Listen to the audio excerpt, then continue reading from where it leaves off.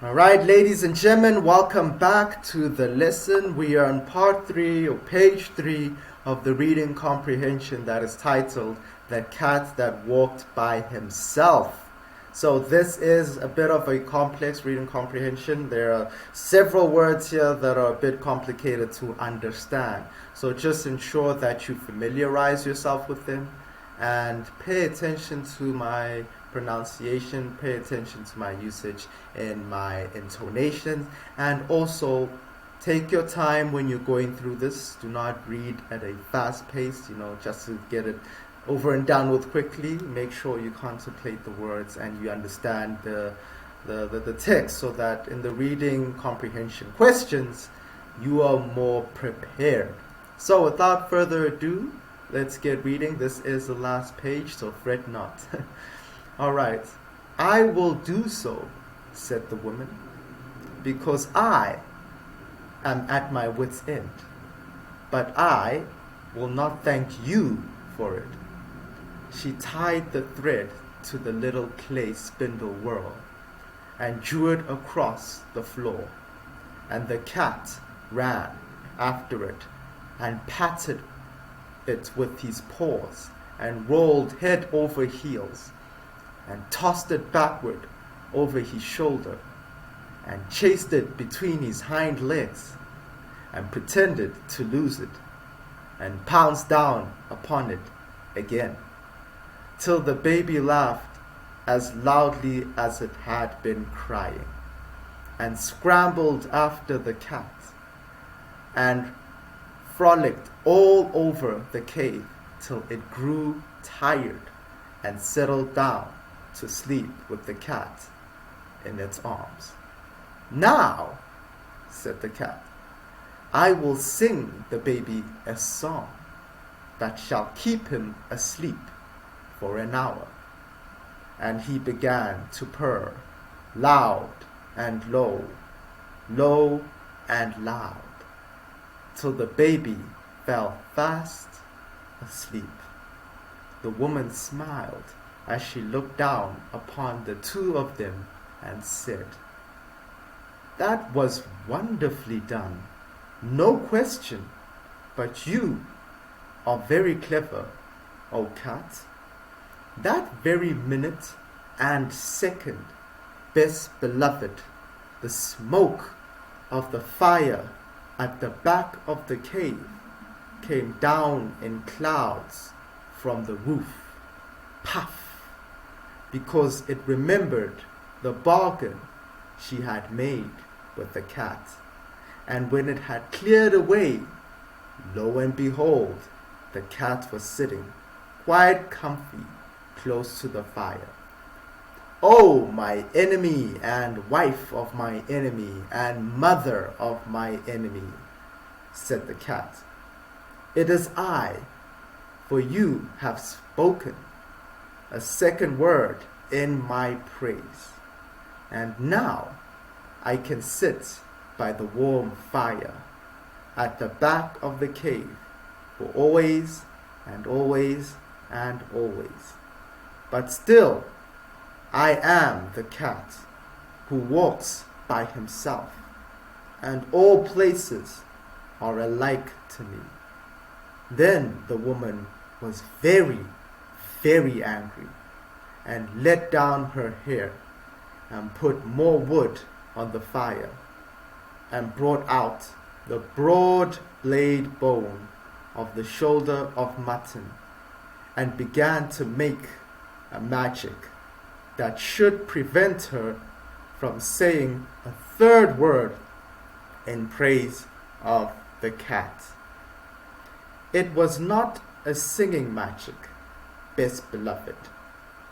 It was still magic, and by the cave grew so still that a little wee mouse crept out of the corner and ran across the floor.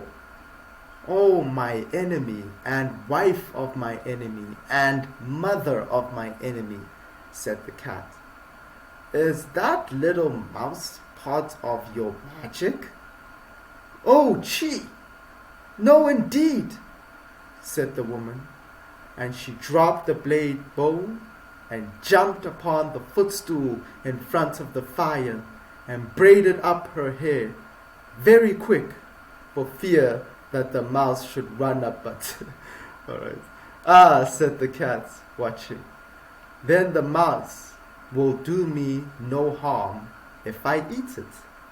No, said the woman, braiding up her hair.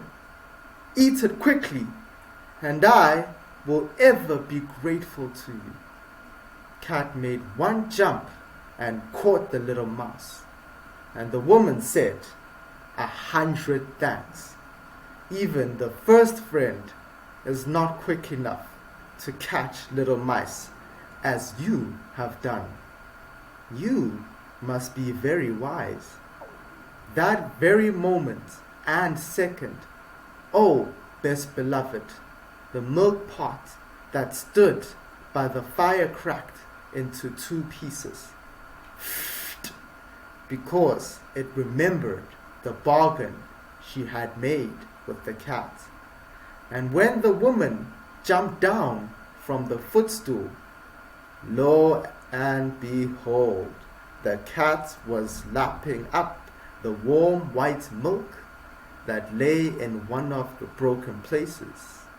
O my enemy, and wife of my enemy, and mother of my enemy, said the cat, it is I, for you have spoken 3 words in my praise, and now I can drink the warm white milk 3 times a day, for always and always and always. But still, I am the cat who walks by himself, and all places are alike to me.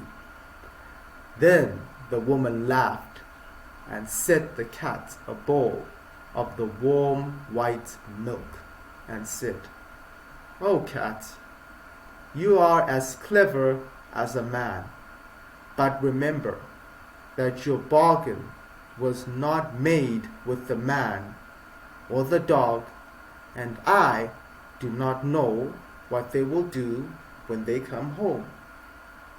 "What is that to me?" said the cat. "If I have my place in the cave by the fire and my warm white milk 3 times a day, I do not care what the man or the dog can do."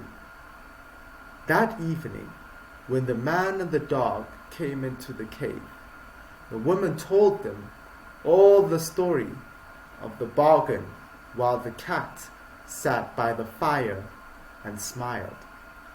Then the man said, "Yes, but he has not made a bargain with me, or with all proper men after me." Then he took off his 2 leather boots, and he took up his little stone axe, that makes 3, and he fetched a piece of wood and a hatchet, that is 5 altogether, and he set them out in a row, and he said, "Now we will make our bargain. If you do not catch mice when you are in the cave, for always and always and always, I will throw these 5 things at you whenever I see you, and so shall all proper men do after me." "Ah," said the woman, listening, "this is a very clever cat, but he is not so clever as my man." The cat counted the 5 things, and he said, "I will catch mice when I'm in the cave, for always and always. But still I am the cat who walks by himself, and all places are alike to me." "Not when I am near," said the man. "If you had not said that last, I would have put all these things away for always and always and always. But I am now going to throw my 2 boots, and my little stone axe, that makes 3, at you whenever I meet you, and so shall all proper men do after me." Then the dog said, "Wait a minute. He has not made a bargain with me or with all proper dogs after me." And he showed his teeth and said, "If you are not kind to the baby while I am in the cave, for always and always and always I will hunt you till I catch you. And when I catch you, I will bite you, and so shall all proper dogs do after me." "Ah," said the woman, listening, "this is a very clever cat, but he is not so clever as the dog." Cat counted the dog's teeth, and they looked very pointed, and he said, "I will be kind to the baby while I am in the cave, as long as he does not pull my tail too hard, for always and always and always. But still, I am the cat that walks by himself, and all places are alike to me.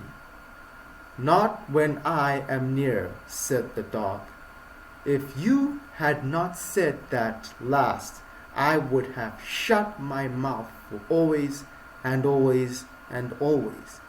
But now I am going to hunt you up a tree whenever I meet you, and so shall all proper dogs do after me." Then the man threw his 2 boots and his little stone axe, that makes 3, at the cat, and the cat ran out of the cave, and the dog chased them up a tree. And from that day to this, best beloved, 3 proper men out of 5 will always throw things at a cat whenever they meet him, and all proper dogs will chase him up a tree, but the cat keeps his side of the bargain too. He will kill mice, and he will be kind to babies when he is in the house, just as long as they do not pull his tail too hard. But when he has done that, and between times, and when the moon gets up and night comes, he is the cat that walks by himself, and all places are alike to him. Then he goes out to the wet wild woods, or up the wet wild trees, or on the wet wild roofs, waving his wild tail and walking by his wild lone. Okay, alright, ladies and gentlemen, the story ended here. Okay, so now we're going to be moving on to the next page, and we're going to be looking at the reading comprehension questions. Alright, so again, make sure that you are familiar with some of these words. You understand the whole context of this reading comprehension. If you did not understand it entirely, make sure that you read it again. Alright, ladies and gentlemen, I will see you in the next lesson.